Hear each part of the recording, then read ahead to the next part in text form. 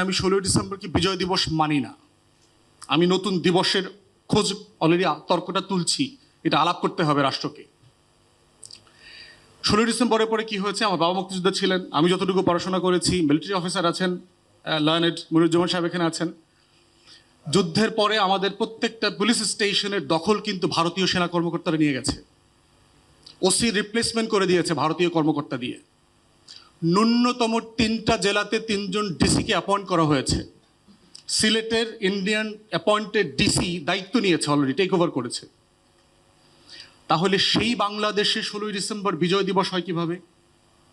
আলোচনাটা কেন করছি? যে আমার স্টেটহুড নাই তো, আমার রাষ্ট্রসত্তাই তো তৈরি হয় নাই। এজন্যই নরেন্দ্র মোদীর মতো লোক আমাকে 16ই ডিসেম্বর মনে করায় দেয় যে কার সাথে কার যুদ্ধ, কে মরছে আর কে বিজয়ী হয়েছে। যে কারণে আমার সেনাপ্রধানের সাথে যখন ভারতের সেনাপ্রধানের